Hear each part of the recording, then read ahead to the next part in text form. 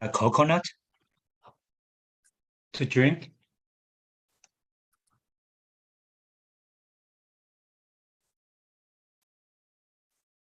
I'm not sure, Vincent. Is it supposed to be good or not good for fever? Yes, for the fever. Han is not in her hand. The Chinese doctors say avoid anything white, avoid yogurt or coconut because it's cooling. What you don't want is anything cooling. You want to let the fever sweat it out. Not Different good for the ideas. throat. Yeah. I don't know what to do. Drinking more warm water. Warm water, warm yeah. water, lots of warm drinks. Yeah, we're still drinking those packets of ginger tea you gave us in good. in Nakhon Nayok, thanks, Hung. I'm mixing it with a little bit of lemon tea mixture. Yeah, it's a good combination. Okay, I think the Zoom has started. I think Janice, are you here now? Yes, I'm here now. Okay, Swadee Kap, ready Tanat for the next discussion. Yeah. Tadao, did you have a question you wanted to bring up or any topic you'd like to talk about?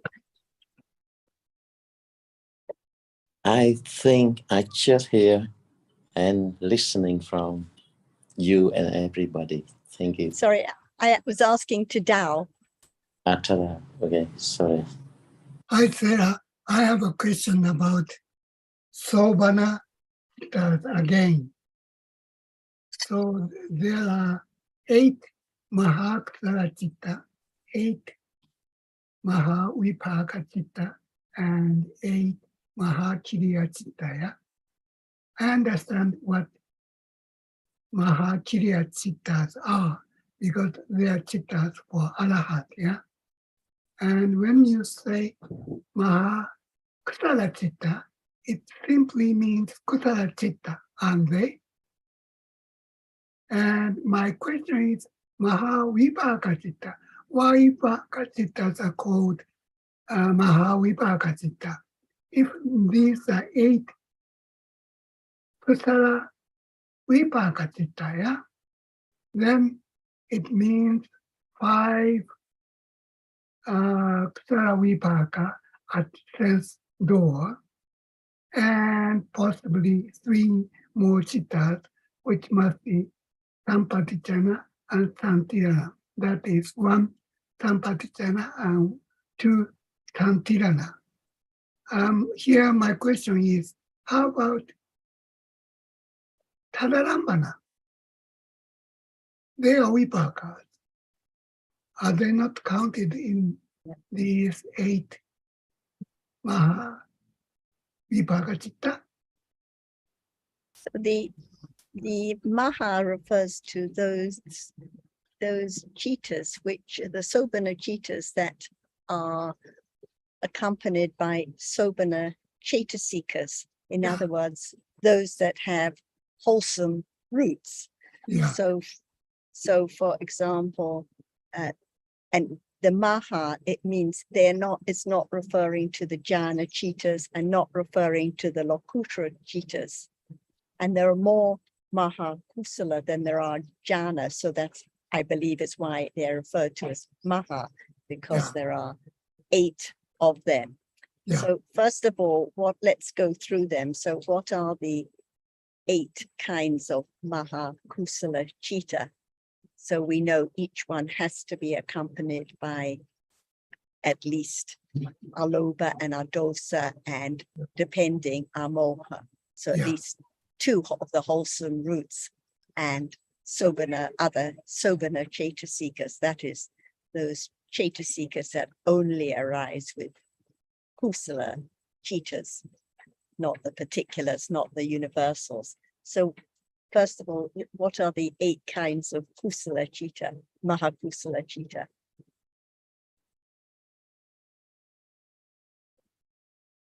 Question for you. Yes. These are classified according to 3 criteria. Right. So Carry on. Vedana, Yes.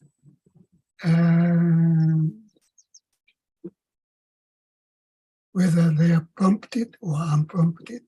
Yes, whether strong or weak. Yes. Yeah. And one Yeah. One more. Whether with somanassa or upekkha, with happy feeling or neutral feeling. Yeah. So these mahakusala chittas, they can be strong or weak. They can be with happy feeling or with neutral feeling. And the first one you mentioned was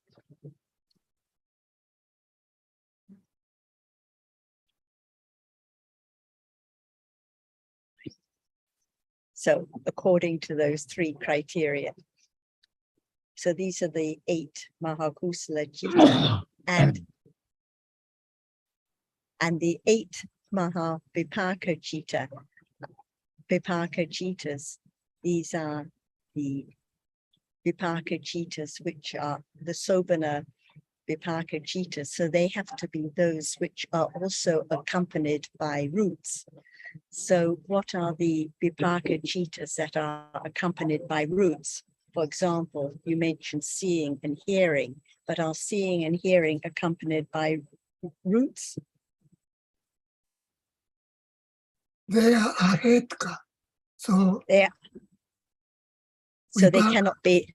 So they cannot be maha vipaka chittas because they are ahetuka.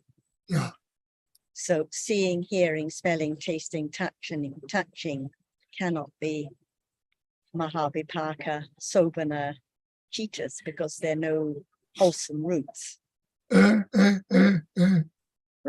they're vipaka. They're Ahetka. vipaka, but they're ahetuka, so they Yeah. cannot be sobana chittas. And what about the sampatichana and the santirana? Are they accompanied by the wholesome roots, sobana roots? I thought all vipaka chittas are ahetka, meaning that they are rootless. No. So the seeing, hearing, smelling, tasting, touching, the sampatichana, santirana are hetuka. So they are not included in the 8 mahavipaka sobana chittas. So the mahavipaka chittas, they refer to those vipaka chittas that are accompanied by roots. So what about at birth, for example, the result of kusala karma, like in this lifetime? What about the patisandhi chitta and the bhavanga chittas during this life? Are they accompanied by roots or not?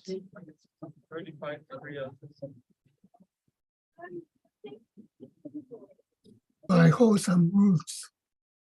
By wholesome roots, right? Because when it's a result of kusala karma, there must be, unless one is very handicapped from birth and there are no roots, otherwise 2 or 3 roots. So there must be aloba, nadosa, and maybe amoha as well because of developing understanding. So the 8 kinds of mahavipaka chitta refer to the different kinds of mahavipaka, just like the mahakusala. So the ones like you explained before. So what are the 8 kinds of mahavipaka chittas? I'm getting quite confused. Yes, because you were thinking of the 8 as being the seeing, hearing, smelling, tasting, Yeah, touching, sampatichana and santirana, but those are all ahetuka. But the mahavipaka chittas with roots, just like the mahakusala chittas can be the pleasant feeling, unpleasant feeling, and so on. So for the mahavipaka chittas too, they can also be according to those 3 criteria that you mentioned.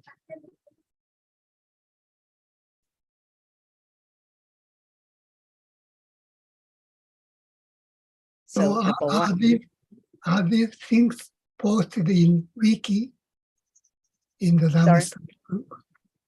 Sorry? Are these things posted in the wiki in Dhamma study group? I can write about it afterwards. I can Oh. write about it in detail afterwards. So the Bhavanga cheetahs during this life, who knows whether they are accompanied by pleasant feeling or unpleasant feeling? Who knows whether they are asankarika or sasankarika? Because they must be exactly the same. But when one looks at the different criteria, Yeah, with panya or without panya, yeah, so according to those three criteria, pleasant feeling, neutral feeling, pleasant, strong, weak, with panya, without panya. yeah. So those are the 8 possible kinds of maha vipaka. But they have to be, it's referring to those that are accompanied by roots. Oh.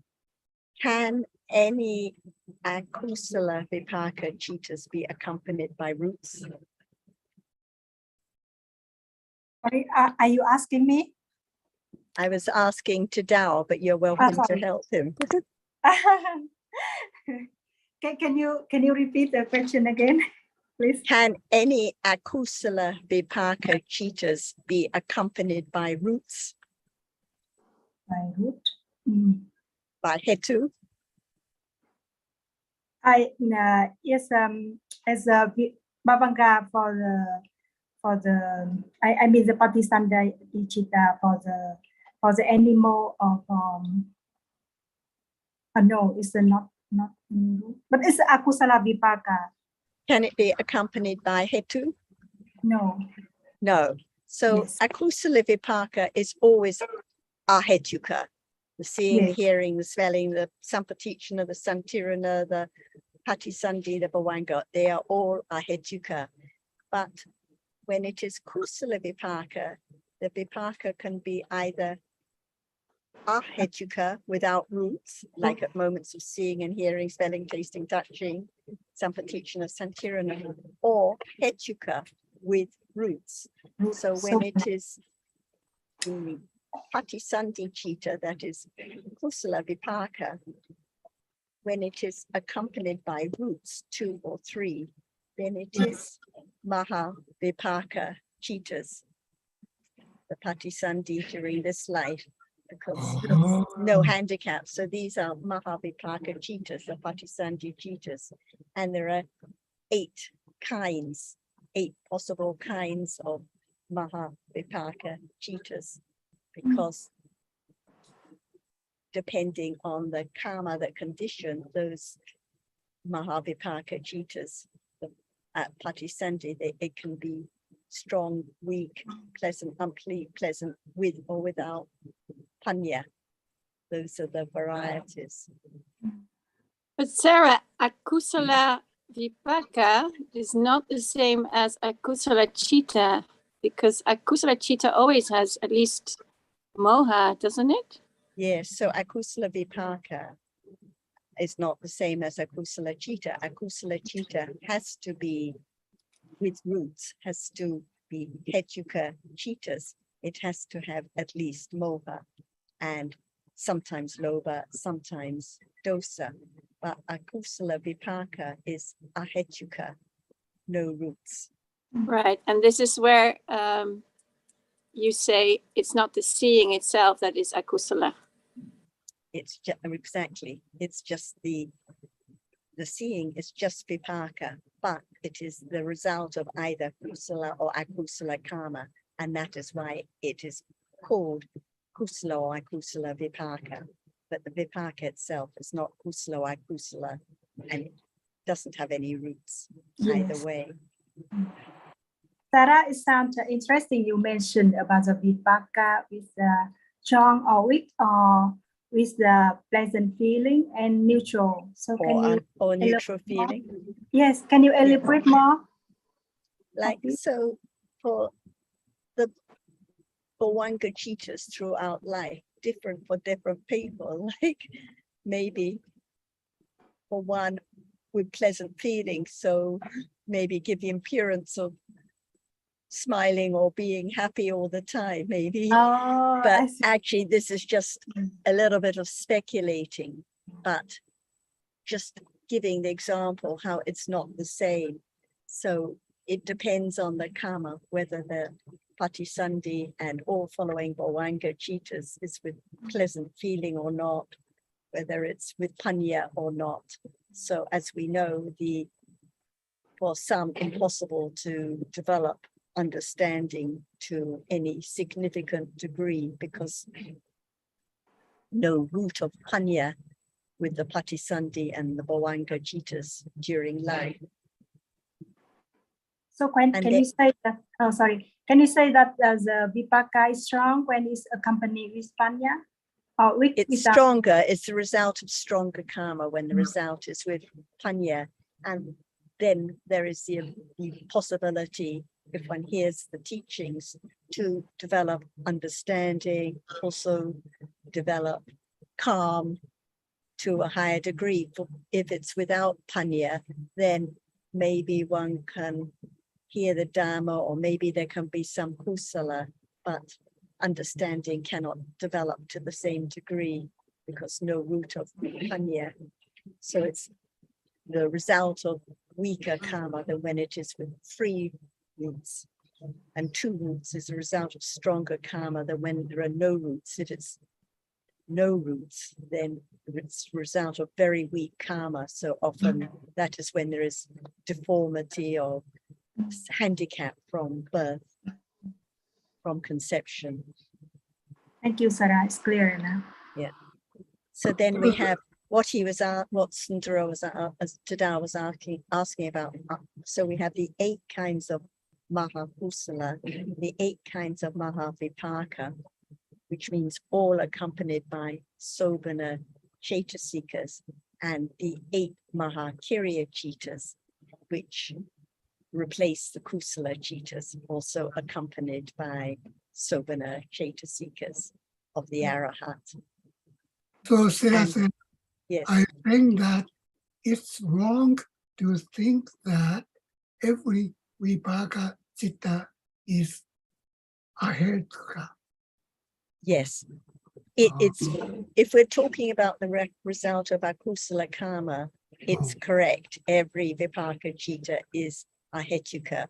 But if we're talking about the result of kusala karma, then it's wrong to say that every result is ahetuka in this life. Yes, in an animal realm, because even there are results of kusala karma, but they will be ahetuka because the Patisandhi and the Bhavanga cheetahs are all akusala vipaka in that animal realm.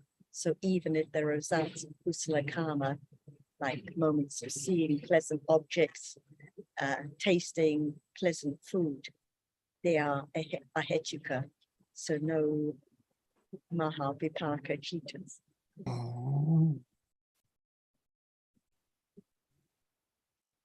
Okay, thank you very much. So quite detailed, but quite important points. So the Mahakusala distinguishes the Kusala cheetahs from Jhana cheetahs or Lokuttara cheetahs, which are of course also accompanied by roots, but are of a different realm.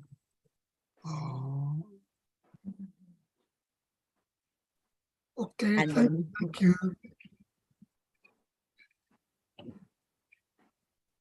And it's now moments of kindness, moments of understanding.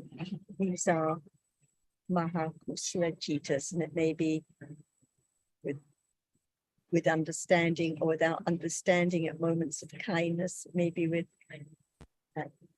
pleasant feeling, or if it's very weak kusala, just with neutral feeling.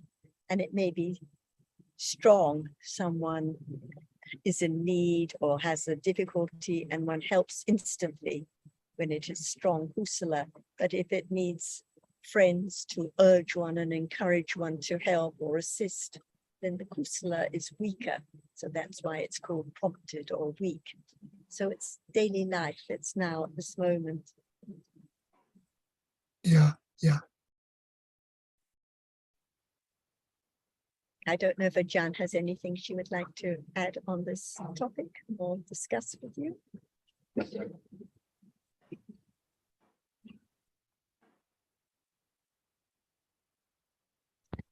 We can't hear you, Ajahn. What can be known now? See, it's the understanding of the truth of that which is known, experienced now. Otherwise, there can never be the understanding of the truth of what is there now at this very moment, because it can't understand the truth of that which is there now appearing.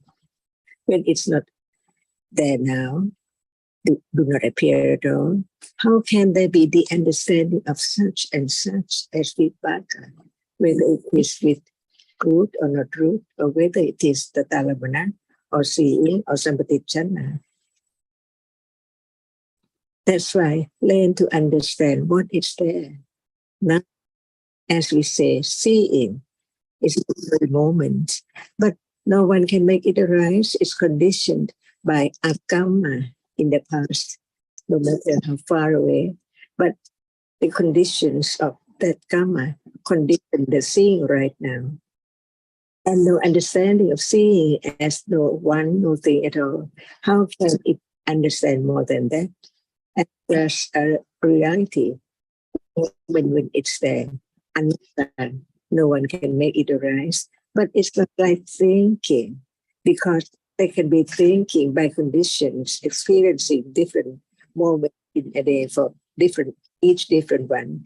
And by seeing is conditioned by karma.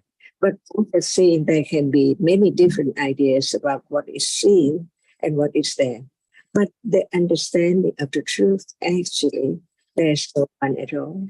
They are only different dhammas, and they appear as they are different dhammas too. Not anything or anyone at all. So the understanding of the Talamana, the moment after seeing, after other foreign chittas, they do not appear. So even they are there, what appears is only the sign or the mark of that which experiences, and only seeing can be known because it performs a function of real experiencing the object which is there now. Seeing, no one there at all. And what arises before it, after it, like the Talamana, cannot appear at all because seeing now sees. That's why even the understanding what is there before seeing and after seeing, and what is there as vipaka, and that which is kusala and akusala, must be the understanding of what is there in daily life now, because it's all there to be known. But the Talamana is there, not seeing, so it does not appear. And the understanding can understand the process of seeing as long as the object which is seen hasn't fallen away yet. There are conditions for the reality which arises to experience it by way of its function and its characteristic, no one there at all. But what can be known is the reality which experiencing the object. It's only that which arises to experience and then gone. Even they are much different from moment to moment, but they are all that which arises to experience the object. Is there any attention, awareness, understanding of that?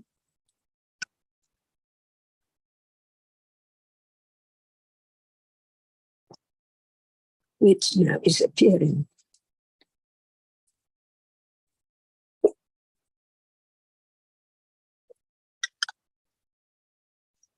And the point of understand about the other chittas is to let go the idea of things and self. And seeing is not permanent when we talk about other chittas. Just one at a time, so rapidly arising and falling away.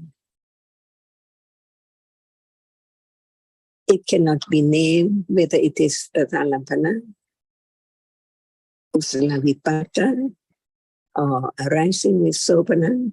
But the truth is that they are there by conditions. Understanding more about whatever is there must be conditioned by different conditions too.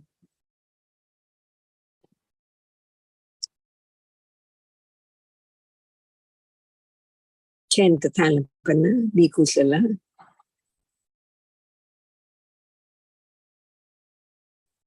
Dal, these are questions for you. No, they are vipakas. So we cannot say they are kusala or Why can't it akusala. be Kusala?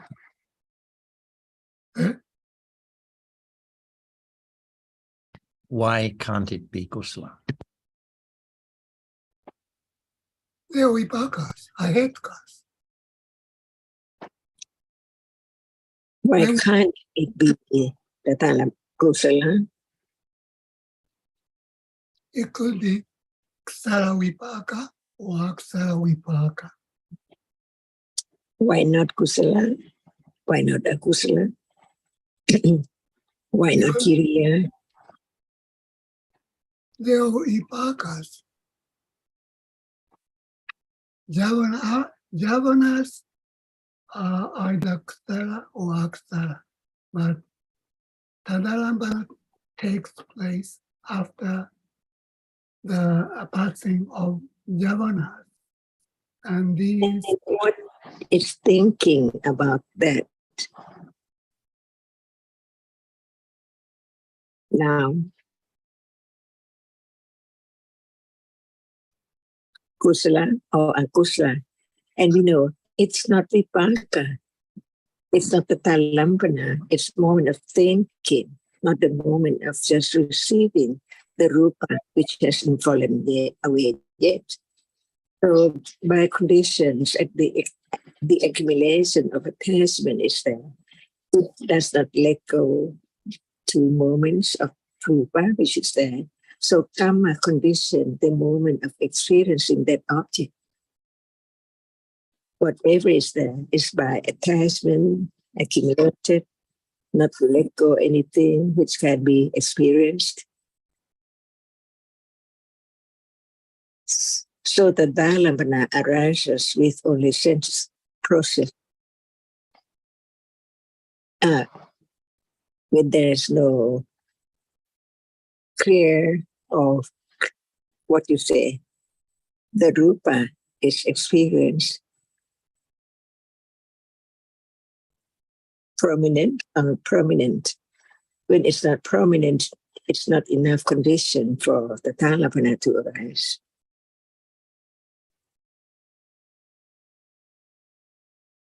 And some say, what you say, text says that it cannot experience when the object is only one moment left. And the other part of the book say that about it just experience that which is there, not fallen away yet. So it doesn't matter at all what is said, because no one knows the moment. Even it's not moment of seeing, it's moment of Tatalamana is not known. Because seeing just arises and sees now. What is seen by the see. The citta before and the citta after cannot be known. It can be thought about, but they cannot appear to be known.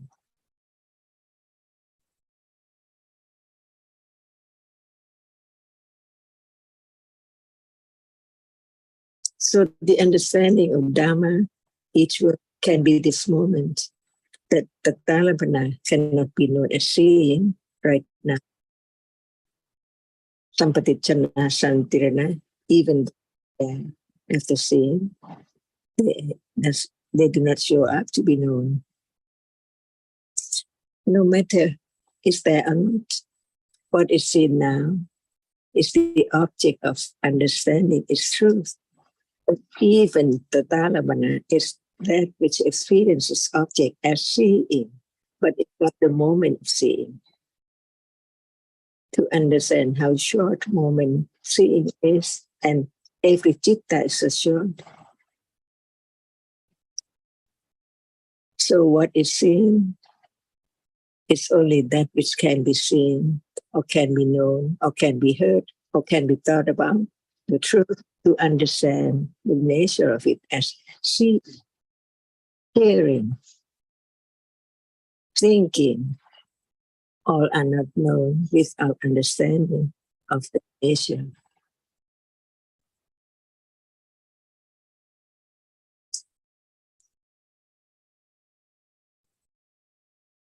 At moment of understanding of Intl.Dhamma, is there any let go, a moment of let go, ignorance, attachment, or not yet, none at all?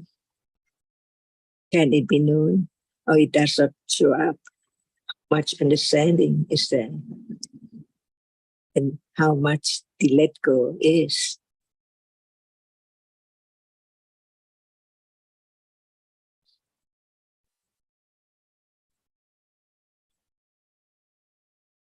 It's so hard to see these individual realities. The understanding of the subtlety of all dhammas arising and falling away now is a condition to let go clinging to it. As there is I, who is, who experiences such and such object, or such and such thing, because in truth, it's the work of ignorance and attachment when there's no understanding of what is there as it is. That's why I listen, to have more understanding in order to be conditioned to let go the very strong clinging to the object as something and someone. Unknowingly cannot be expected at all, because it doesn't show up how much understanding right now. But it develops each moment of understanding, little by little. So the understanding that even there is a Intl.Dhamma, it does not appear. So what can be studied now is that which appears of its truth. Who can stop it to see is now? It has a reason. The object is seen and then gone unknowingly. So begin to have firm understanding, firm confidence of the truth. Even now, arising and falling away all the time, no one at all. But the way to understanding it can be moment of understanding and only.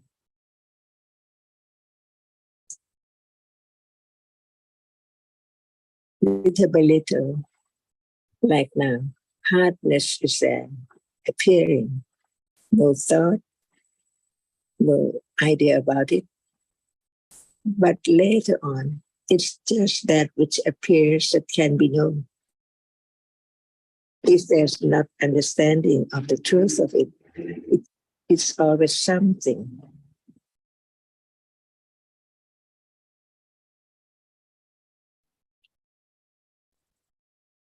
But as for Intl.Dhamma, it's hard to understand the function or hard to understand its function. What is the function of Intl.Dhamma? It doesn't seem to have very specific function. What about seeing right now? Is it not difficult or not hard as hardness? It's understandable. It's understandable. It appears like hardness appears. What about the understanding of the seeing and the hardness? Very subtle, or very easy, or very difficult, no matter what.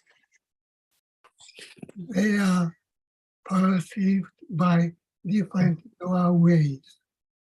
So we can somehow understand or speculate the nature of seeing and perception of hardness. But when we get into much minute details. For example, Tadalambana.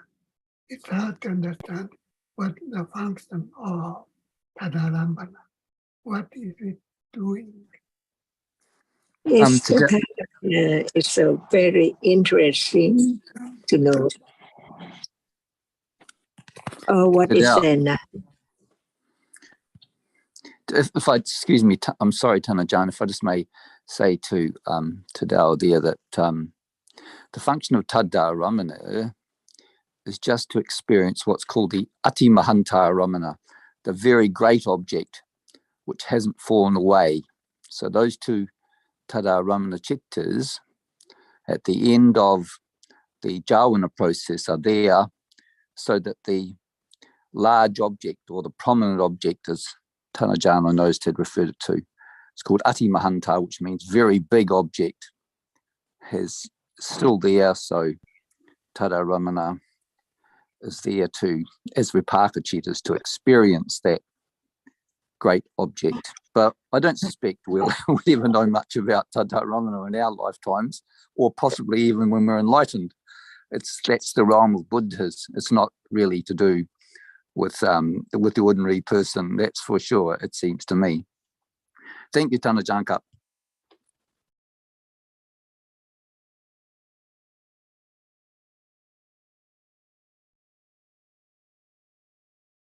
Yes, Khun Suntram. What did you say, please? I just said, Tanajanka, that I was just commenting about Tada Ramana. I don't suspect, and perhaps you can comment on this, that Tada Ramana will ever be known except, even when we're enlightened, except by Samma Sambuddha. I can't imagine it being experienced or known. Perhaps, excuse me, I'll frame that again. I can't imagine it being ever known, even by possibly an Arahata. I suspect that to be true. What do you think, Tanajanka? Why do you think about the other person? What about now? Even seeing right now, sees no understanding of the truth of it at all, as no I, no one at all. It's the moment of that which arises to see. And when it does not appear, what is that?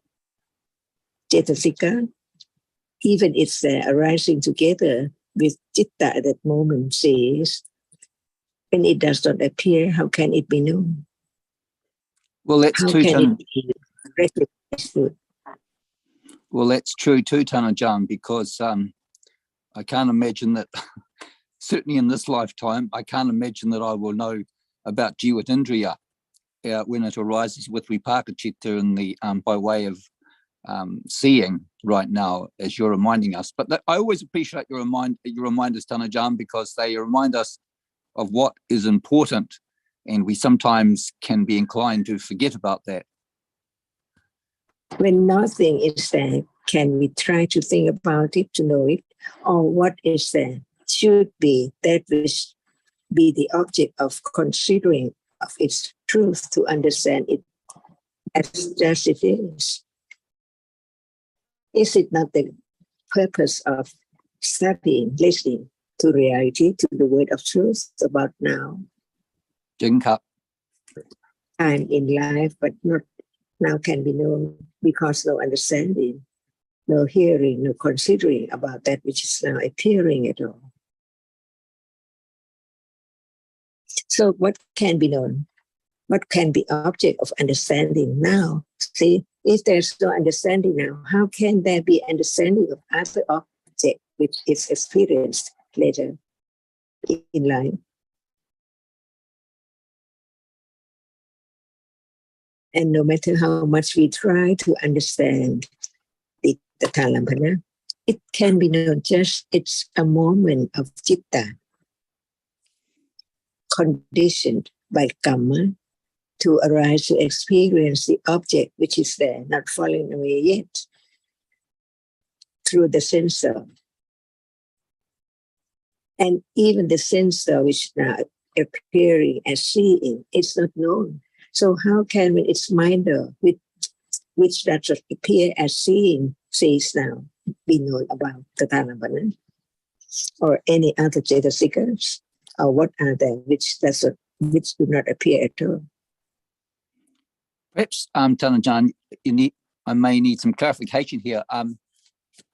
You seem to be saying that it can be the Tad-Dhamma can be the object of experience, but my understanding would be that that would be impossible for the ordinary person, certainly the unenlightened person, and possibly even the Harahatta, may not ever know about Tad-Dhamma. Yeah, while thinking about the other person, can you know that Chitta, Cetasikas? No, cannot from now. Cannot, It Tanajan. has to be understanding whatever is now, so that it can be conditioned to understand, no matter what is there appearing later. Unless I had developed Ceto Pariyaya Jnana, maybe I could then. What is that? The ability to read other people's minds, Ceto Pariyaya Jnana. Is there any understanding? Well, I imagine that Anuruddha had that ability, so he may be able to have known about Tad-Dhamma. I'm not sure though. So because what is the meaning of jnana and vichara and panya?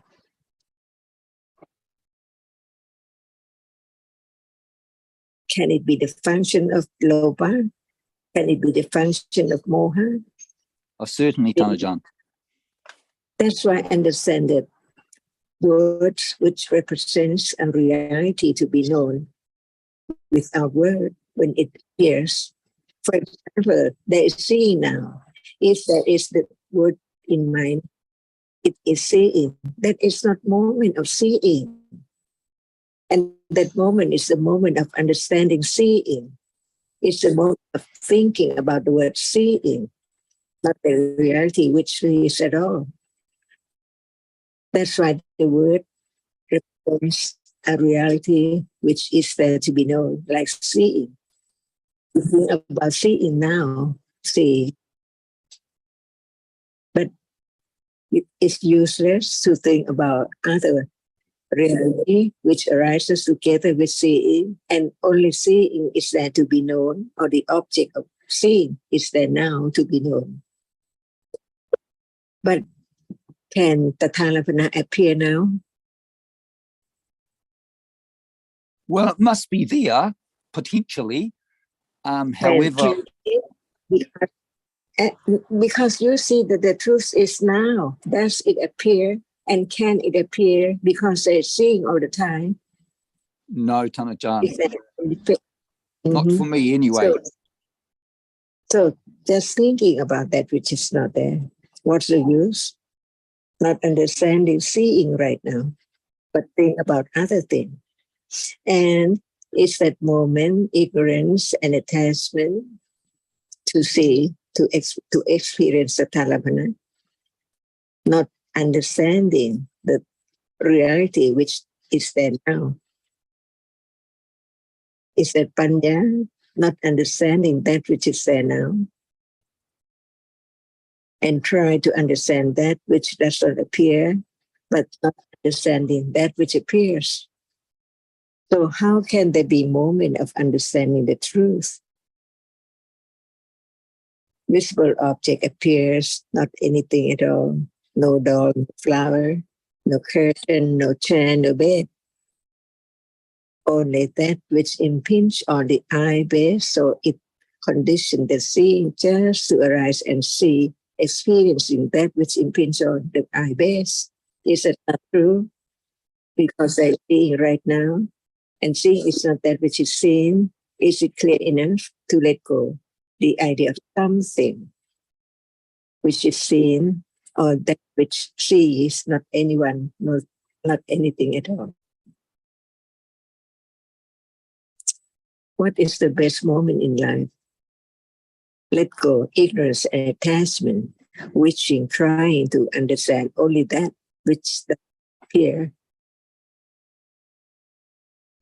Try so hard to understand it, but it doesn't appear to be object of understanding. But the object of understanding is now the nimitta of that which arises and experience in a process. No one can change the way it is. No one can have the Dhamma arise after seeing instantly, but as a seeing, there must be that which receives the object, but it cannot see by vitakka. At that moment, just touch the object to be the object of sampatichana and santirana until it is object of ottapana, javana. And when the object hasn't fallen away yet, karma condition to moments which experiences that which is left as the javana to be known, as no one knows whether it rises or not. But javana is there, can be known. Attachment, aversion, wanting, liking, and so on. But the Satichana and Santirana and Votapara, can it be known one by one? Impossible. That's why Buddha said all Sankhara-Dhamma appears as nimitta. That's why it's what it's now is the nimitta of rupa. Many kalapas are as just one kalapa or groups of kalapas. But it's known as that which is seen, heard, touched, smelled, tasted. So,ท่านอาจารย์ you were saying that Dhamma appear as nimit. So we can say that actual Dhamma is impossible to know. It arises and fallen, and this nimitta sign of reality. And even only reality that can be exactly known is nibbana, because nibbana don't arise and fall away, and they don't have sign of reality that arising and falling away. If there's no understanding of what appears, can it lead to see the danger of that which just arise and fall away in split seconds as nimitta of that reality only, not the single one at all. The kalapa in a group and groups of kalapas, no matter nama or rupa. So what it said is that which can be known now, whether it's true or not, according to the word, conform with the truth or not. Not just believe. Before seeing arise, there's no seeing. But the citta before seeing, can it be known? Pawanka, in between. Even right now, the process, one process of seeing, and then Pawanka, how many times? And Manotwara in between experience the same object as for the copy, and so on. Before there is another seeing, but now only seeing appears.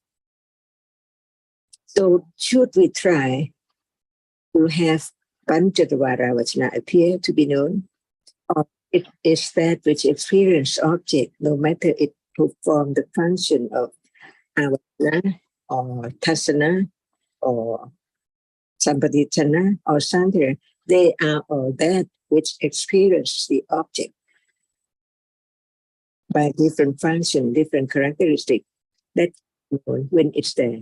At the moment of being angry, that's one know the angry, the anger at that moment, but not understanding that it's only conditioned to arise and then fall away. Instant, on and on, appears only as nimitta of anger, not nimitta of seeing. What appears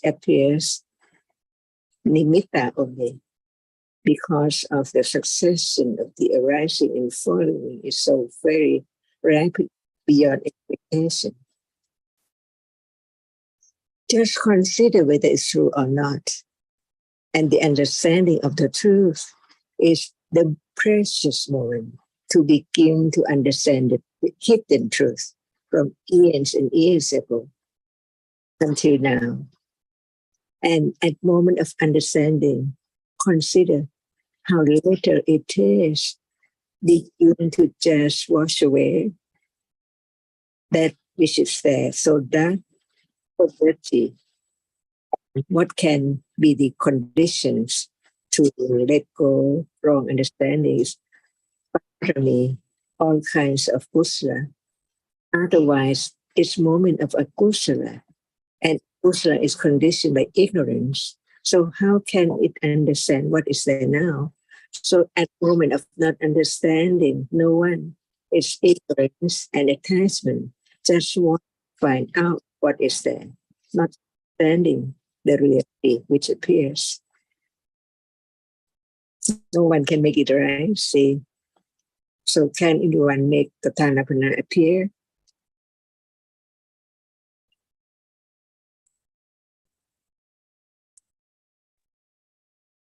And to Tao, I want to just add a comment that so the Tadaramana Chitta, it can be performed by the Santirana Chitta. So it's just another Ahetuka Chitta. It's not Mahavipaka Chitta, no wholesome roots.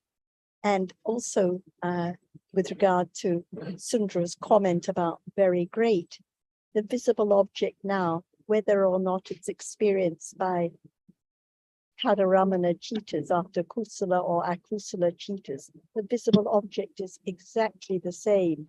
It doesn't have a different quality because it's experienced by two more Chittas. When the text refers to weak or great or very great, it's just referring to when it falls away in the process according to when it has arisen. But the nature of that visible object is exactly the same. It doesn't mean that there is something special about the visible object because it's experienced by two more Chittas, because it hasn't fallen away. Exactly the same. That actual rupa, right? Actual. Sorry? So because it's rupa didn't fallen away yet, so it's the same. It's exactly the same visible object. If it hasn't fallen away yet, two more Chittas hang on to it because this is the sense realm and because of attachment. So two more Chittas hang on to that rupa, but the nature of the visible object is exactly the same. It's not special or different, or it doesn't change because two more Chittas experience it. It's just referring to how long it lasts according to when it arose, that's all. So no significance at all, just two extra Vipaka Chittas, Ahetuka Vipaka Chittas that experience it at the end, that's all.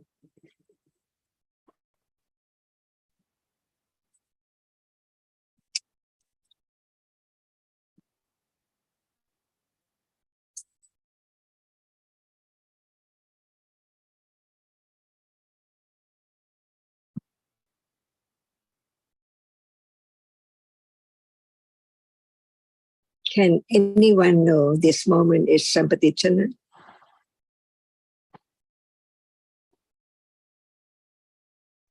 No, Ajahn.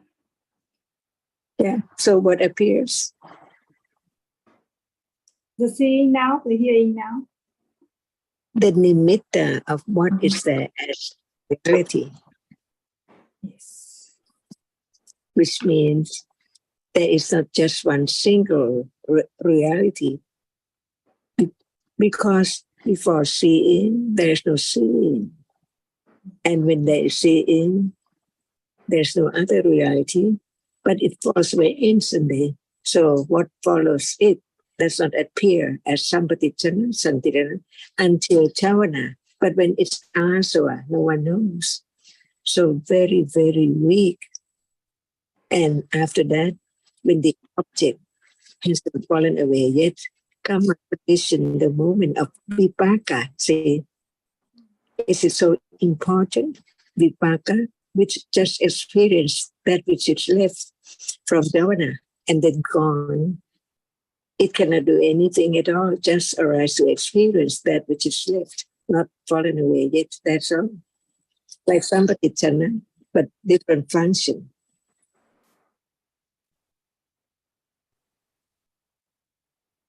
Just want to understand that which is not there to be known at all.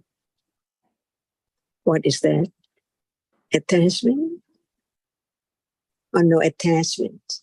it doesn't matter at all. It's all gone. It's not anyone. It has to be there by conditions. With what is left, not fallen away yet as rupa. Karma condition it to arise to experience because the attachment to sensuous object, condition, sensuous moment, no matter it is by way of seeing, hearing, smelling, tasting, receiving, and that's all. Can Tatalapana condition anything to arise? No. See, The vipaka. can Tatalapana condition anything to arise? I think no. It conditioned the next moment. And yes, by way of So, anantara pachaya. Anantara Pachaya. Yes. So no doubt about why this moment does not end up everything, because the moment now falls away, and then it conditioned the next moment instantly. And so this is right from birth, see, and after birth, and on by Anantara Pachaya, who can change the way it is. Achan, you saying that Santirana and Sampatichana do not appear. Like, okay, all in Rupa, 28 Rupa, only 7 Rupa that can be known, like colors and sound and all that. There's also Chakku Pasatha, eye base. Eye base does not arise, but we can understand theoretically that without eye base and without color contact, no seeing arise.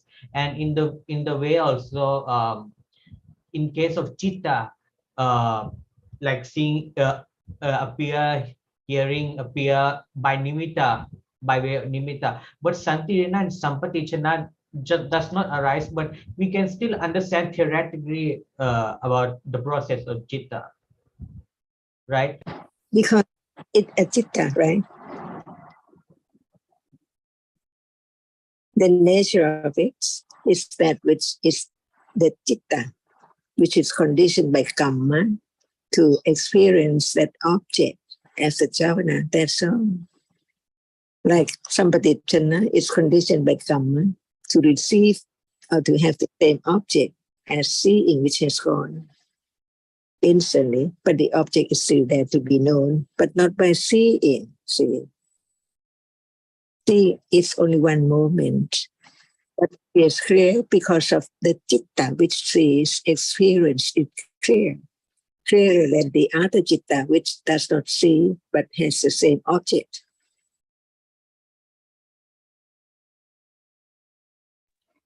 Achan, I have a question about the Tadalamana. In the book of the Abhidhamma in daily life, the function of Tadalamana can be performed by the Ahetuka and Sahetuka Chitta, Vipaka Chitta.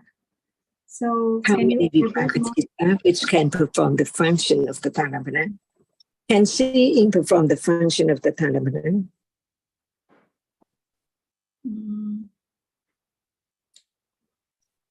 That's why we have to understand akusala karma and kusala karma. Vipaka is conditioned by what? With hetu or without hetu? By conditions. Everything is conditioned to arise to be such and such.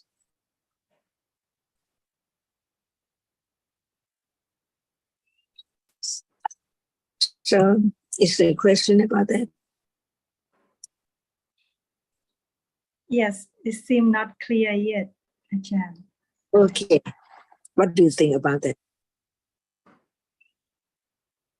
So for the Sahetuka Vipaka Chitta, Is it chitta? Because chitta means that which experiences an object. It is a chief of experiencing.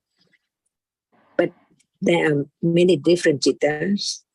The chitta which performs the function of Pancharavara Vachana, it performs that function So can it see? No, cannot. So learn about the function of each chitta, because the Dharamana is also chitta. It arises to experience an object. But what object? After the process, after jhana.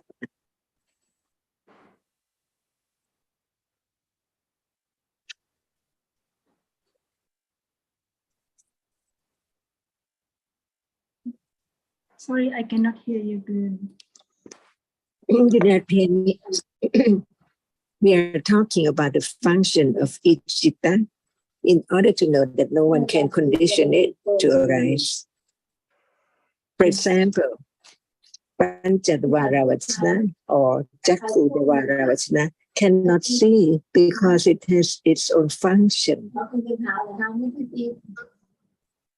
So what about the Dhamma? It does not see Yes. because it's conditioned to arise to experience the object which hasn't fallen away yet. Yes. It cannot perform any function.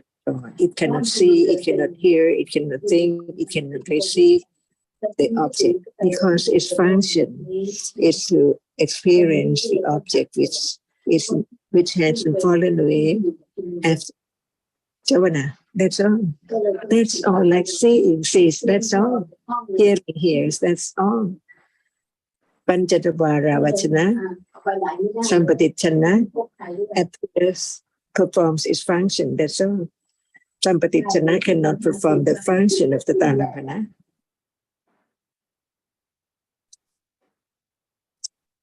Each one arises to perform the function of its own, or as kusala, kriya, by conditions. Can you change? Can you not have the Talapana to arise because it's conditioned by karma? Nothing can perform the function of karma to condition its result when time comes. So it means as the same karma. Sorry, Ajahn. To perform the function as a savana, while the object is still there, not falling away yet. That's all. Karma condition it, no one. No one can stop its arising. And who knows? Because it does not appear.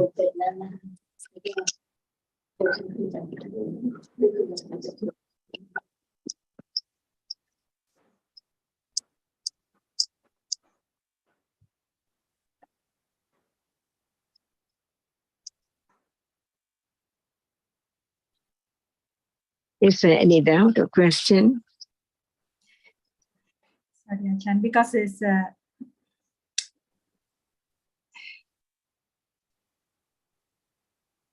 Who can change it?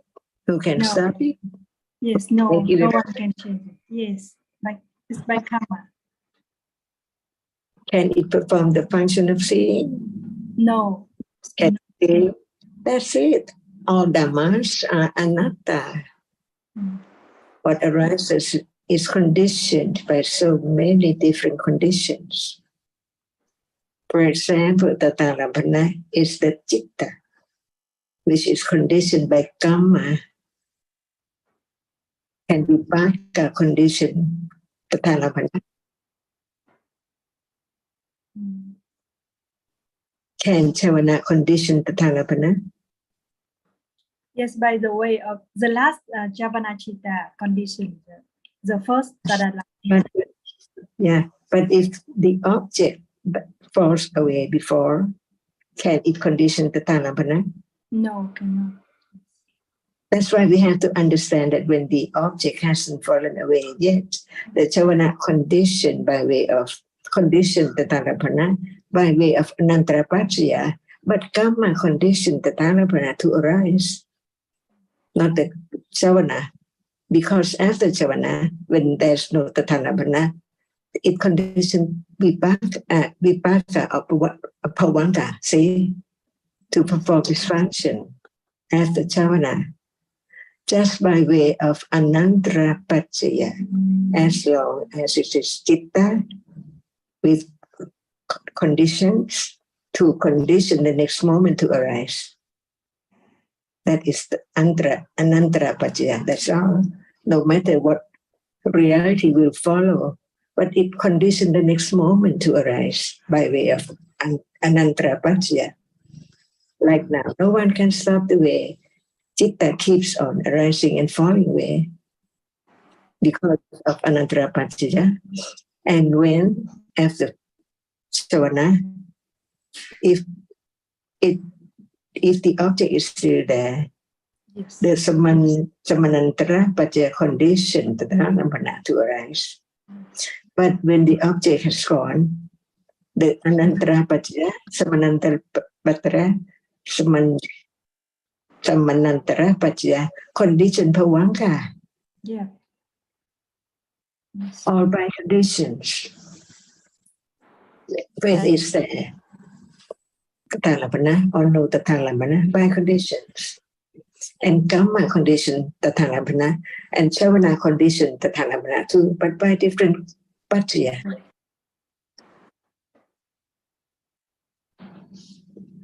And whether it is what kind of Tathālampana Citta depends on accumulation of Kamma too. Who knows?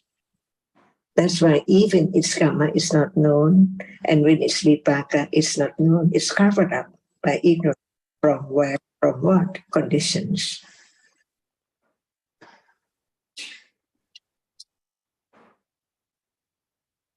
This is the understanding of all kinds of the reality which experiences the object. They all experience the object by way of different function because of different characteristics, by many conditions, like Sahajata Paccaya and so on, Sampayutta Paccaya, Anyamanya Paccaya and so on. Just learn to understand the truth that there are many Paccaya for a moment of unreality arising. To be Tathālampana, or to be Sampatichana, or to be Javana.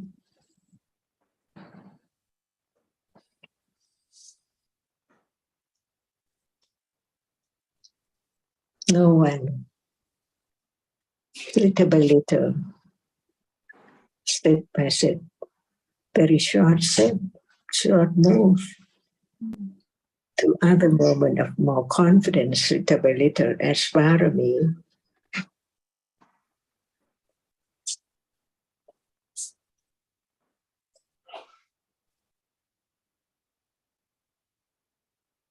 Thank you, Achan. It's clearer now.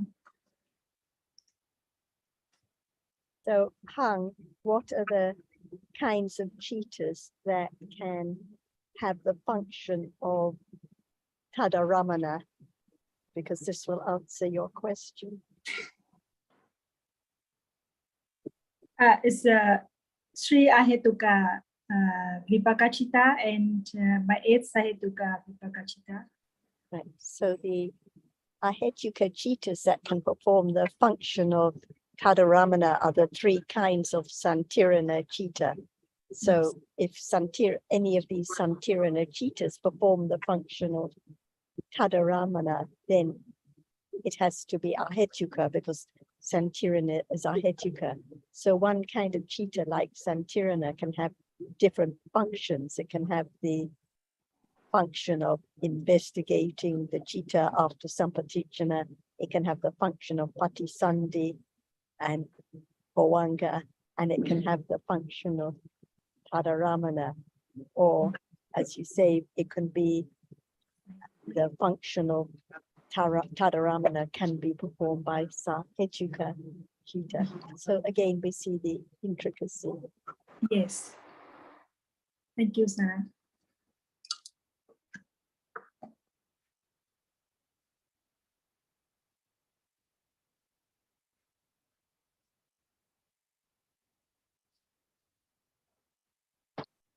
That's why we can talk about unreality by different naya, by sati, whether it is kusala or akusala or vipaka or kriya, and by function. How many cittas perform this function? Like how many cittas perform the function of Tadalambana? And how many chittas perform the function of Santirana? And how many chittas perform the function of Sampatichana? And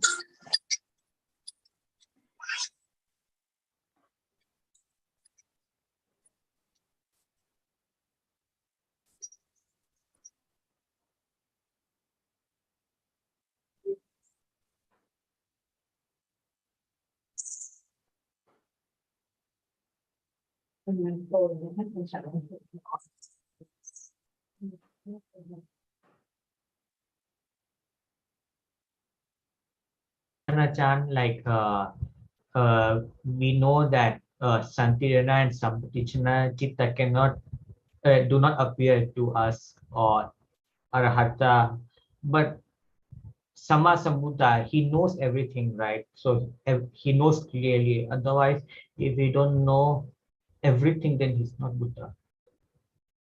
And can anyone understand his great virtues, his great wisdom? He the truth of each word, each reality, which can be known depending on accumulation of different persons.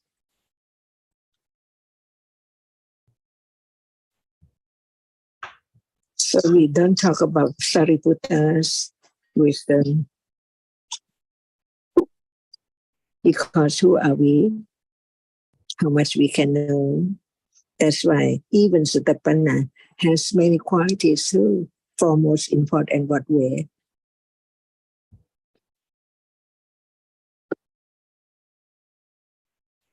But yes, we cannot know all things, that impossible. But Sama Sambuddha no. Otherwise, it's not Sama Sambuddha then. So what he said must be the truth, the absolute truth.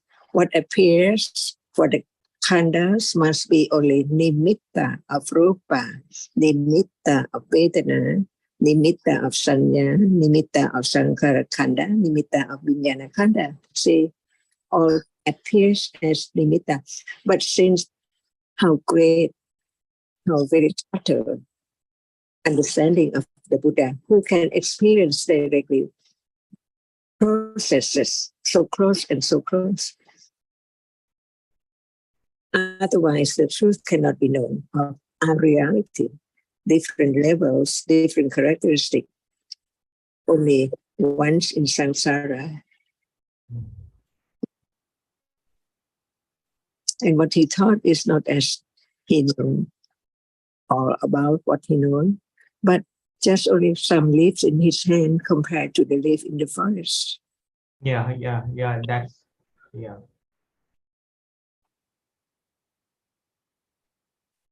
What we will understand the right Dhamma.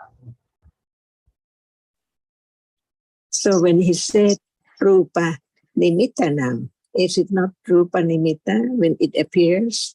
Can it be just a single kalapa? And what way? Because there must be panchadavara vachana, and then seeing or hearing, and then that which follows sampatichana, not see, not hear, but experience the same object. That's what he told us about what is called by nimitta of many process. For example, right now, are there mind or processes in between seeing right now? Yes. Before the moment of the process of seeing, it's not known. See, many moments, but still not known.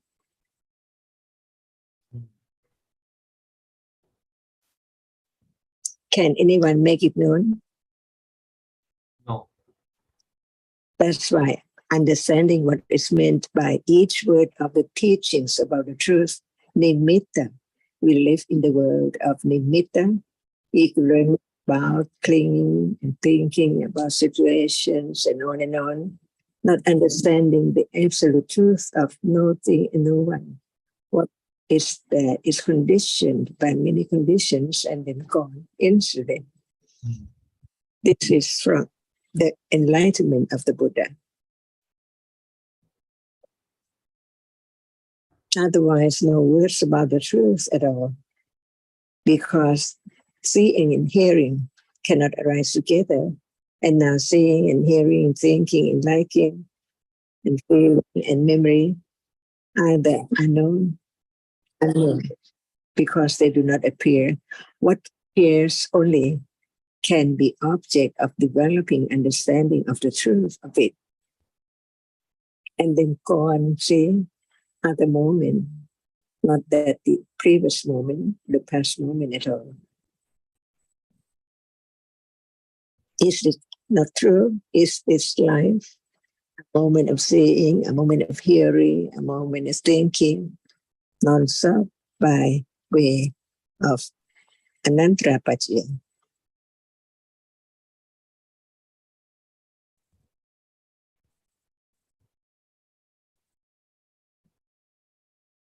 Just study to understand what is there, little by little.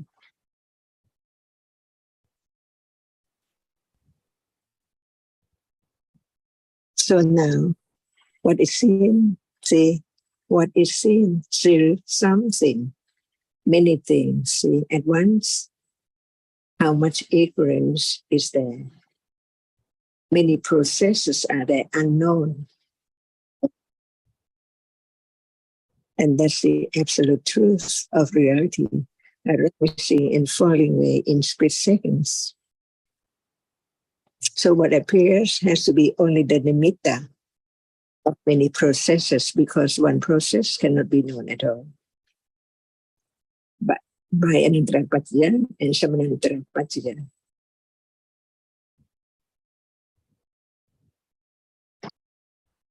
Otherwise, there's no way to let go the idea of things and I and self. Attanutiti, Sakkayatiti.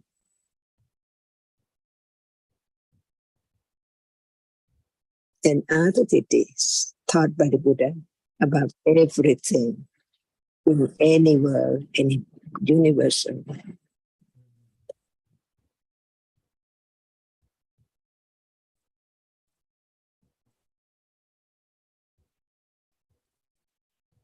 Jan, I've got a good quote about Sankara Nimitta here, and there's a point in the middle which I think was the point that Alberto was going to.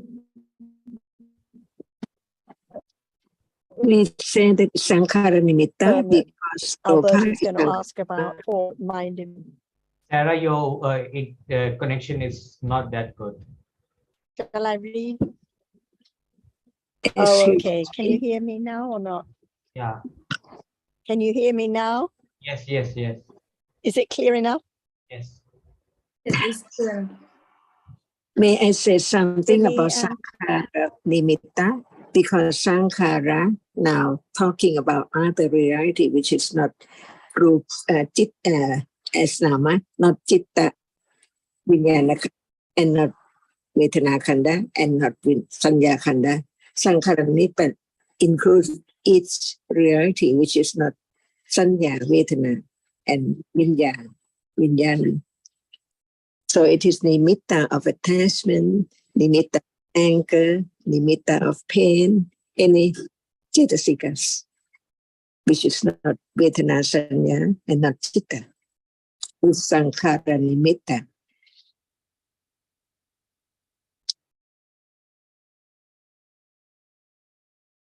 John, can you hear me clearly now? Yes. Can you hear me? I can hear you. Can you hear me? Yes. Okay. Very clear. Good. Okay. So good. So in this quote, it talks about how Sankara Nimitta refers to the Panchakanda and refers to the 5 khandas. Sankara Nimitta refers to. But is there any word Vedana Nimitta? Yes, it goes on to talk about. It goes on to talk about the Rupa Nimitta, Vedana Nimitta, Sanya Nimitta, Sankara Nimitta, Vijnana Nimitta. Yes. And it says they are a nimitta because they build the ground for the occurrence of the perception of compactness, gana, sanya, or because they appear like graspable entities. So the term gana, sanya, the condition, the perception of gana. So gana, sanya, is it the same as atta sanya, the taking of something as a whole? That's why we can understand by that word about kana sanya, because when we talk about what hides the anicca, it is the series or the succession of that which arises and fall away. It's not known, so it covers up the truth of anicca. Right. What hides or covers the truth of sukhang, dukkang, it is that which seems like it's to be very pleasant, right? And what hides the truth or covers up the truth of atta is kana sanya. When they are together is kana sanya. Yes. Yes, it's the whole, or the idea of togetherness there hides it because it's something there, so it hides the truth that each Vedana, each Rupa is anatta. Sarah, how do you spell that gana referring to? It doesn't appear as anything at all, only a reality that cannot be taken for anything. And when it shows up, it only that characteristic, not anat. With the others together, it's impossible to have clear understanding when they are together. That's why kana sanya, the truth of reality as just reality, only one reality. Sarah, how do you spell that gana?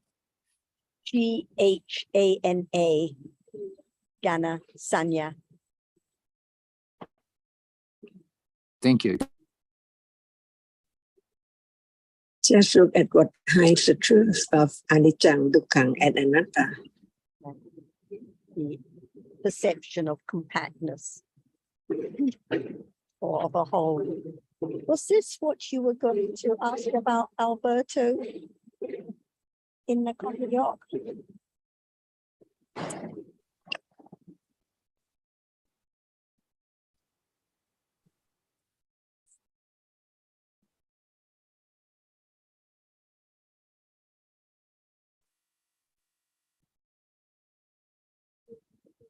And just while waiting for Alberto, the quote goes on to say that these are worldly formations, lokika sankara, because they are a sign, a nimitta for the arising of mental defilements, or because they appear in the mode of a sign.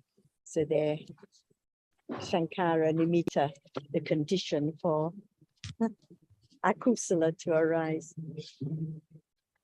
and wrong view and so on. Carry on, Alberto. I remember reading that.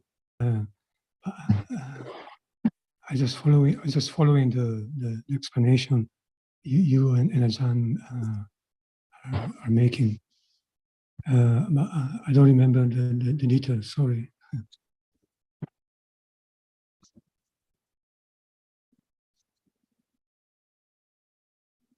The truth is the truth. What we are talking about, what Naya.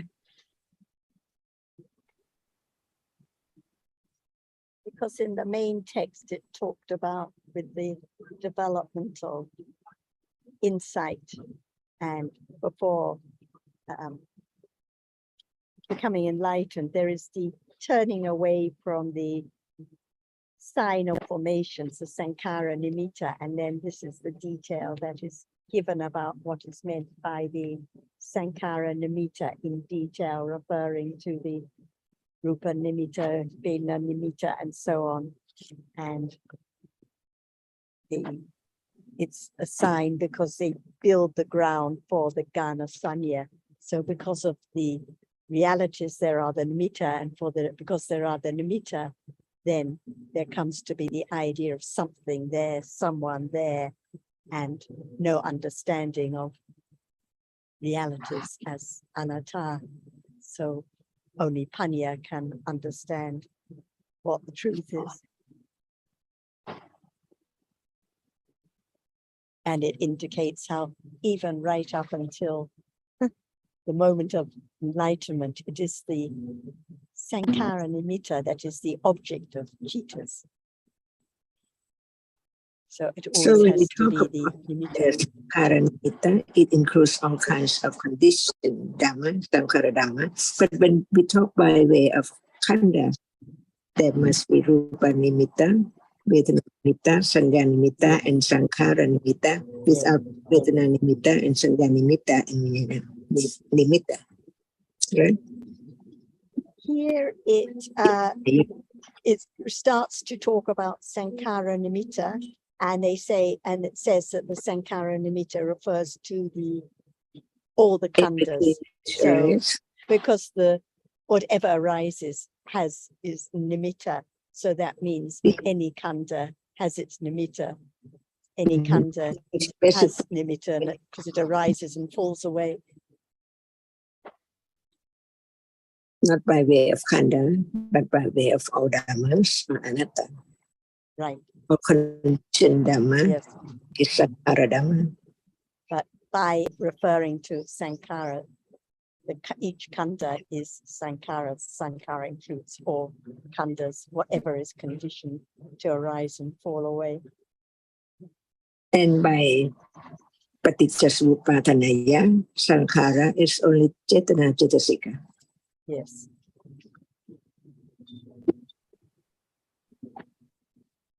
And by way of khanda, it's just referring to those cetasikas. But here, because it's Sankara Nimitta, any khanda, any conditioned reality is included. So I think like maybe week or 2 weeks ago, we discussed that, like even I just said that reality appear by nimit because arise and fallen, and they have the sign of reality that arise and fallen.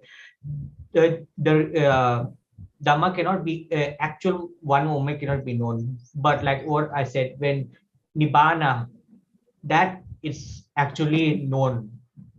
Nibbana doesn't have nimitta, so that is actual Dhamma is there that can be known. Yes, I think no dispute about this point. Everyone agrees that Nibbana is the only reality which is animitta. No question about this one.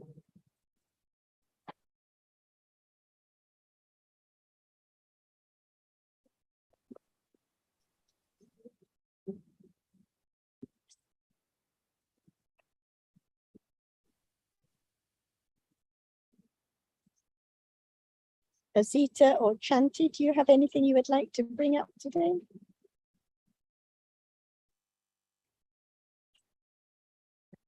I was just thinking, can anyone remember the quote or where it comes from, that the Buddha said somehow, where something like, I cannot think about anything to describe how fast cheetah is when it arises and falls. Yes, nothing can describe the speed of cheetah, because we can say a figure snap or we can give any simile, but nothing describes how fast it really is. Do you know the source? I don't know, Shanti, I don't think it's in the Tripitaka from memory. Nothing jumps to mind. I certainly believe it's in Intl.Dhamma, but I can't say where. I can't say where, but it no doubt is there, somewhere located. It is in a sutta. Do you think so? Yes, I remember. Yeah, I remember it's in Anguttara Nikaya. I think it's Anguttara Nikaya too. Yes, I think so. Nothing can describe how fast cheetah is. I think one of the early Anguttara Nikayas. When I Google fast Maybe Book of rapidity, One. it's very Book of hard to Ones, I find. think. Okay, thank you. We can find it Yeah. afterwards because we've quoted it before on DSG.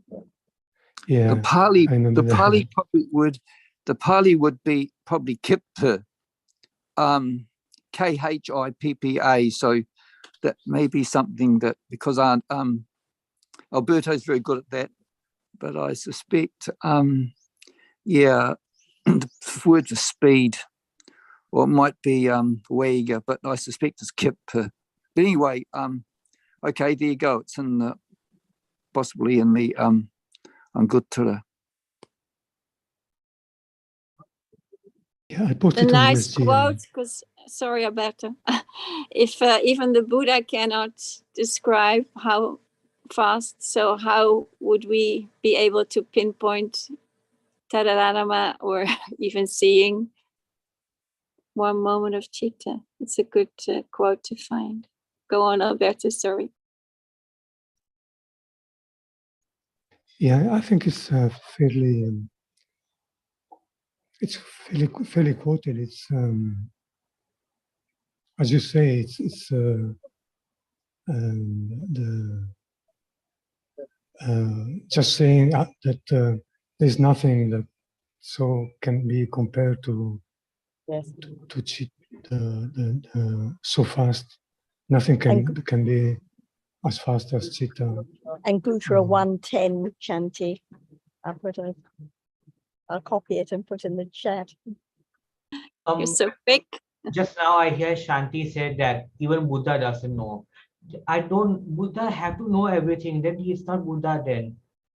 I don't know, I'm just saying, like, 17 movement of Chitta arising is one rupa that arise and fallen away. We people cannot know this, no disciple cannot know this, but Sama Sambuddha, he can know because he is Buddha. So if there's something that he don't know, then he's not Buddha. So if he knows everything. Otherwise, that person is not Sama Sambuddha. You're right. I just wanted to compare how we are trying to know one Chitta moment, and it's impossible. But Buddha Just a quick point there, Haji. My understanding is that he knows everything that can be known, which is different from he knows everything. Even in text written, if he doesn't know everything, doesn't know clearly, doesn't know deeply, then he's not a Buddha.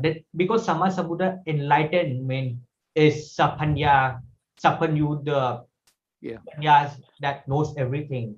Otherwise, that person is not Buddha.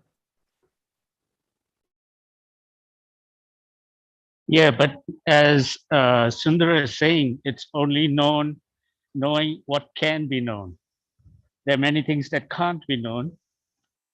So the Buddha knows what can be known by a Buddha. I think when we're talking about the Buddha's wisdom, it's whatever he puts his mind to. We can't imagine, we cannot overestimate what could be known by the Buddha. Sorry, Ajahn. Yeah, but sometimes it sounds like you're saying that whatever he puts his mind to, as if there's a choice in putting a mind to too. It's already conditioned. Whatever is thought about, anything can be known by the Buddha. The future lives of what we call Sukhin's stream of consciousness, whatever he put his mind to could be known, whatever was thought about, but whatever what has was fallen, attended to. But what has fallen away, never to come back once in samsara, is gone. Yes, and the Buddha could understand whatever is gone to anything. Because this is the omniscient wisdom. We cannot overestimate it. He enlightenment everything. You have to know everything, but he's Sama Sambuddha to knows everything. Then he's Sama Sambuddha. Every single thing. Even the tiniest There are some But he respected the Buddha. But he respected the Dhamma because he cannot change the Dhamma. That's true. There are some things that can't be known. It's true. Like what?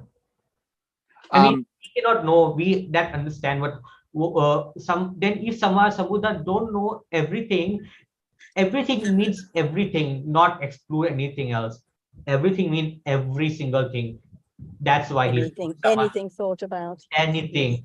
Yeah. Sorry, Jan was going to add some comments about this earlier too. Everything that can be known by whom? See, that's it, by a Samma Sambuddha. Yeah, he knew everything that can be known by a Samma Sambuddha,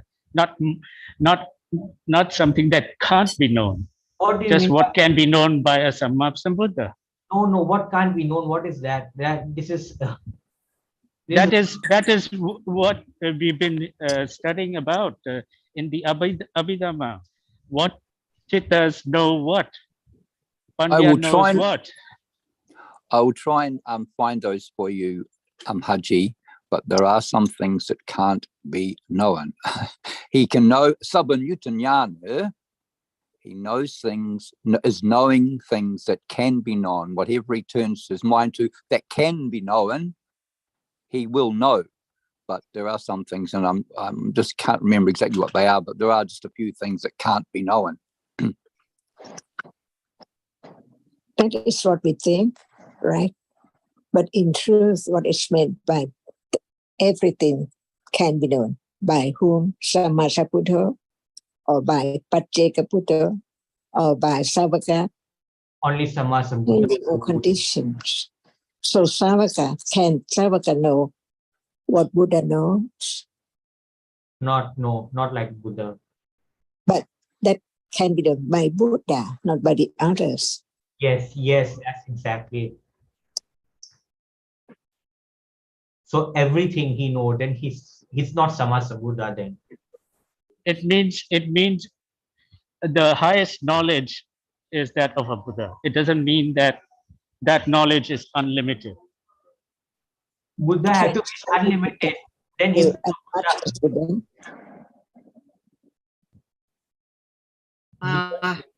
Please repeat it, Ajahn. Haji, you're talking over Ajahn. Ajahn, Okay. please repeat it. Okay. Could Buddha know, excuse me, Sariputta know as much as Buddha? No doubt about the other person. And about the Buddha's enlightenment as Buddha, as Pacceka-Buddha, as Sariputta, as Ananda, and so on. What can be known? By whom? Different levels of understanding. No one can imagine how great wisdom Buddha had.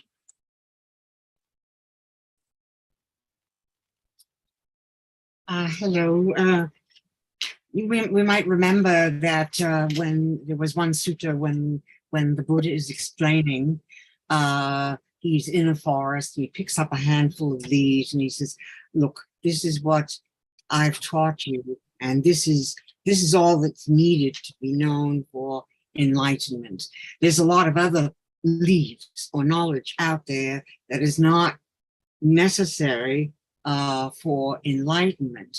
So we can infer from the Buddha understood all those other leaves, but they weren't important for enlightenment. And Ajahn is that we pick on something like a Intl.Dhamma, and we want to know all about it. We want to know all about it. Got all this great desire to know all about it. Yet we're not, as Ajahn has told us a number of times, we're not looking at the object of the reality, not looking at the visible object, the hearing object, and so forth. And the characteristics of those realities. Instead, we're focusing on something that, like Intl.Dhamma, which we, as simple human beings who are only the beginners of the path, can really know.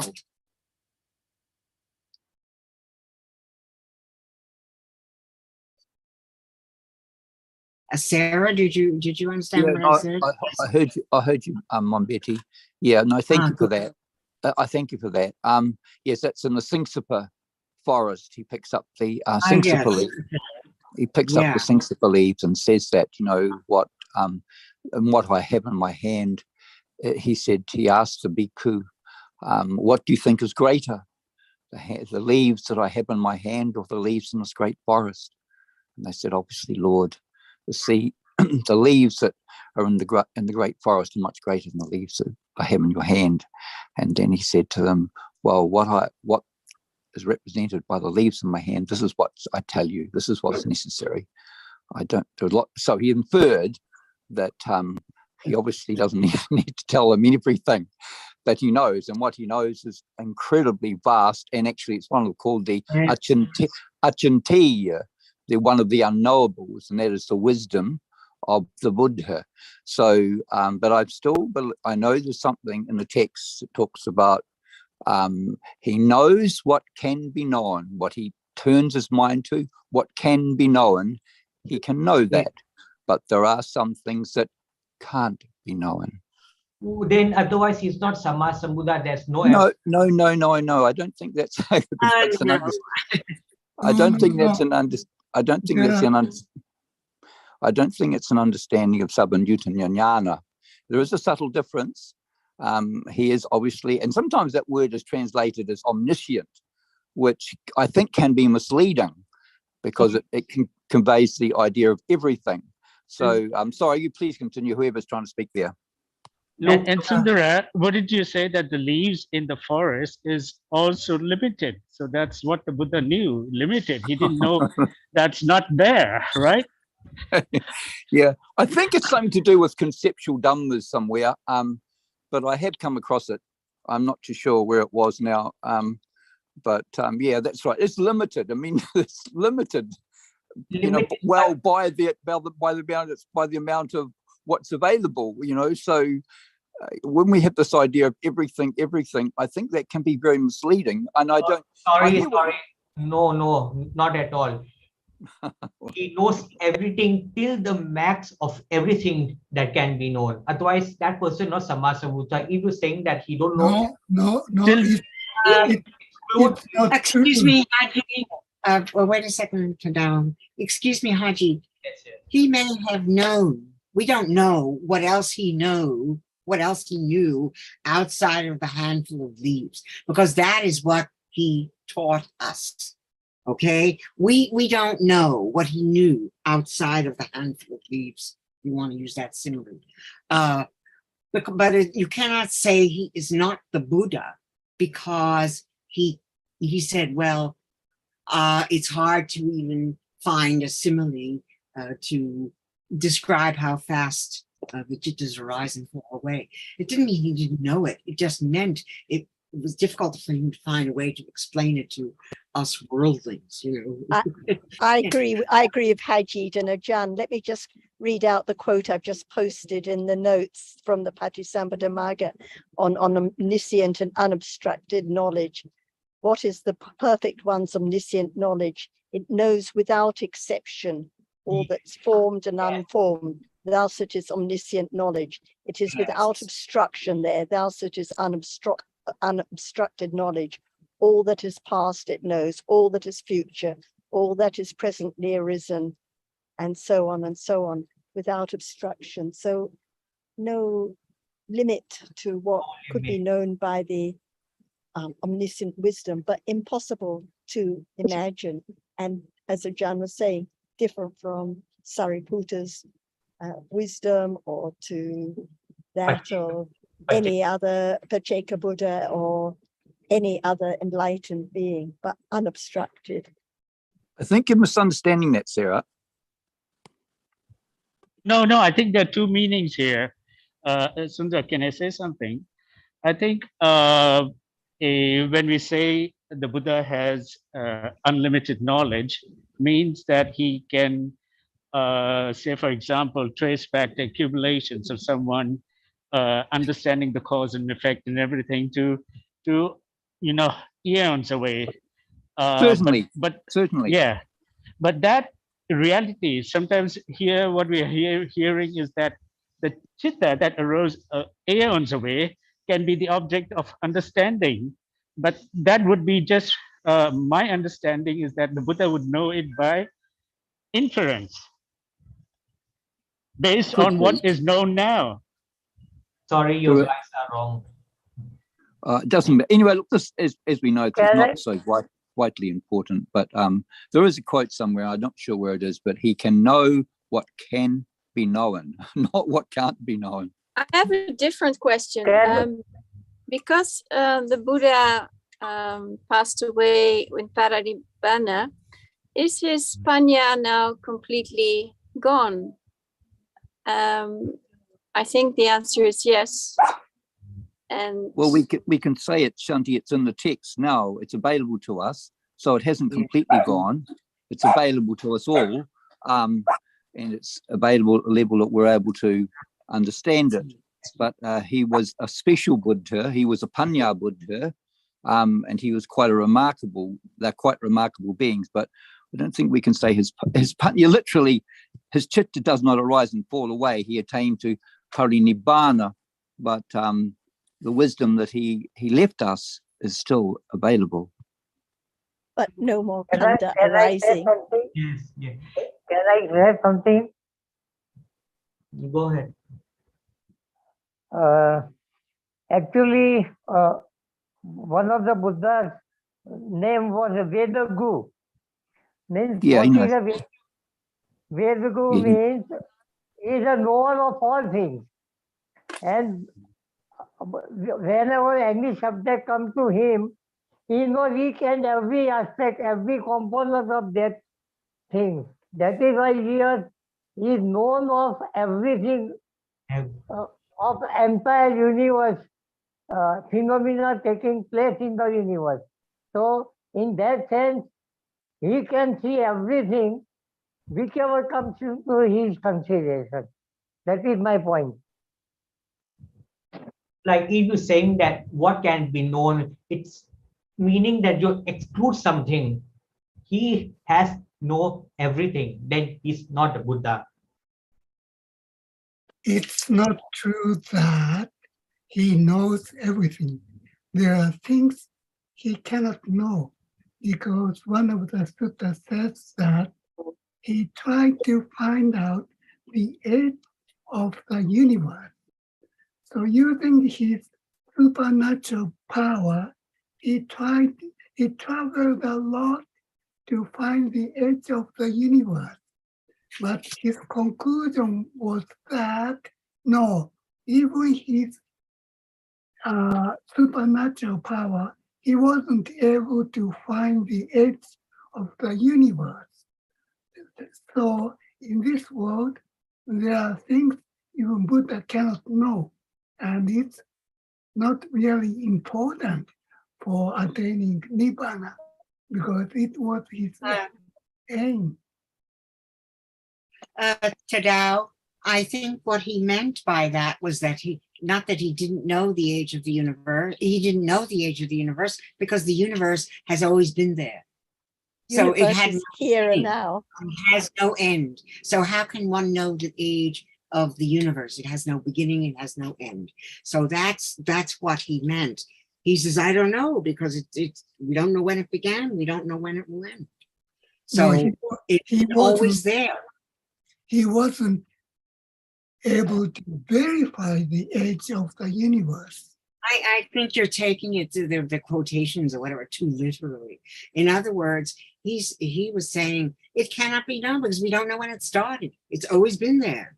That's the point. Or he was saying about the leaves in the forest. It's not important. I have taught you everything. That doesn't mean I don't know other things, but I have taught you everything. He's saying I, not me. He says, I have taught you everything I know that is necessary for gaining enlightenment. That's it. Okay. And we cannot know what other things he knew because it wasn't important. He didn't talk about it. It's not in the Tipitaka. So the point being is that we learn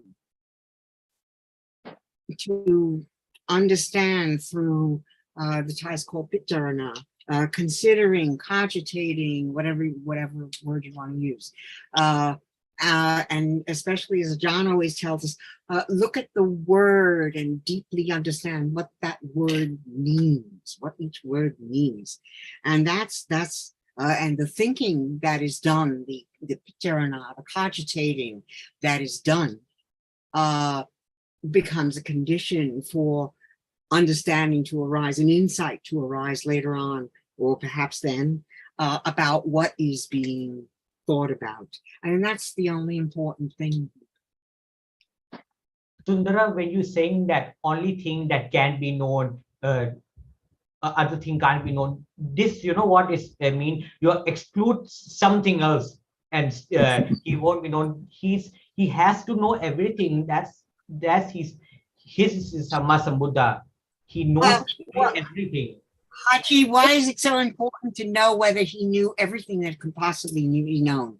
The point is, he taught us what needs to be known in terms of gaining enlightenment. So whether he knew about the age of the universe or something else is not important. Yeah. Point I think to Tao was that however much one travels around the world, actually the world is here and now. Seeing now is the world. It crumbles away. What is seen now, the visible object, is the world. So this is the world to be understood right now. So the idea of traveling around or finding the end of the universe is just an example to show that actually the world is now to be known at this very moment of thinking, of seeing. Go ahead, Shanti. And I'm wondering why the discussion is important. I find it a bit difficult to listen because our ignorance is so great that if we find the answer to the question, whether it is or isn't, it's still just thinking with ignorance. I think the answer probably, Haji, resides in the fact that the world, as we think it does not exist. So you cannot understand conception, so I think this is where it's in the text. It says something along the lines of the world. Well, the world ultimately is just seeing, hearing, smelling, tasting, and touching. But the world does not exist. That's one of the things that cannot be known. No, what do you mean by cannot be known? So it's something that then you say something he doesn't know. So it's not like that. It's a concept. It's a non-reality. That's all. Con-realities cannot be known. Right. Ultimately. So Kim, just one point, when you said that when the Buddha thinks about the past or realities arising in another life and so on, it's by inference. But no, in the case of the Buddha, it's directly knowing what his mind is applied to, not just thinking about it, directly knowing. I mean, that kind of, idea sort of then causes me to question the what's we hear in the Abhidhamma about, for example, what it means for realities to fall away completely, never to arise again, and Chitta knowing one reality at a time and things like that. What about even those who are not the Buddha, but those who had attained jhanas and had supernatural abilities? No mind about that, but just explain to me, how is that in terms of Abhidhamma? What is the object of Chitta when you're saying knowing? So, Kunsukin, just a point there, that there were times during the Buddha's lifetime when there were bhikkhu who had committed apati, who had committed faults, and they were thinking that they might have been parajika, defeat faults. And some of those parajika can be very subtle. And they used to go and see the Buddha and ask him if what I did was completed. Was it full parajika or was it not parajika? And he could go to, with his own mind, obviously, and he could say, yes, that was Prajika, even though that Chitta had fallen away completely. So I think we can say something, and I don't think that contradicts necessarily what you're saying, but it's all Sankara Dhammas present, you know, like he can say that King Pasenadi, for example, will be a Buddha in the future. He can say those things, even though they're, you know, not come anagata yet. They haven't arrived yet. So, and that seems a bit strange because they haven't arisen, but he can know about unarisen Dhammas in the past, obviously in the present, and in the future. That's what can be known. They're Sankara Dhammas. But there are some things. Right. But that's why I use the word inference, whether in the future or the past. It's if you're talking about dhammas that have already fallen away, never to rise again, and dhammas that have not arisen. If there's any knowledge about those by panya, it would be by inference, not direct understanding. What about when there is direct understanding of seeing? The seeing has fallen away, but the nimitta is the object of understanding. Nimitta. And Yeah, that's because just there's nimitta. That's just for a worldling. And the same, so in the case of the Buddha, what about the realities, last life, former life? The nimitta of the reality can be directly known because of that great wisdom, unimaginable. No, I'm not going to, talk about this now. No. I thought you brought it up. Anyway, I think it's about time to finish. So let's see if Ajahn has any last words and anyone can continue their points tomorrow. And thank you for your patience. We know. What can we know? See? And what we cannot know. So what can we know? Can we know the Buddha's wisdom? No. No. So no matter how much we talk about it, it cannot be known. But we know that he knows everything.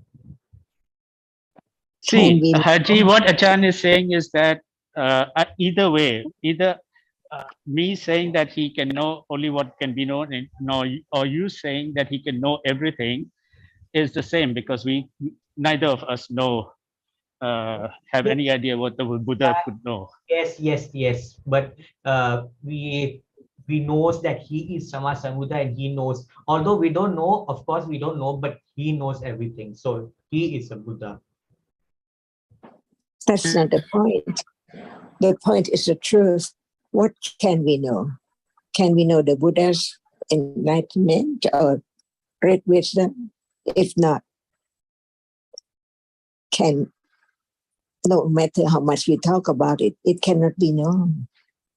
Only what we can know, like hearing, seeing, and all that. But it's what you think. But what can we know? Can we know the Buddha's great wisdom? If not, no matter how much we talk about it, it cannot be known. Greater than anyone can expect, imagine, speculate. So, no matter how much we think about, as much as we can know, as much as Sariputta can know, as much as Paccekabuddha can know, different ones. So now, do we know what is there as it is? If not, how can the other thing be known? Because even that which is now appearing is not known. It's time to understand what is the most precious moment. Swadika. Swadika.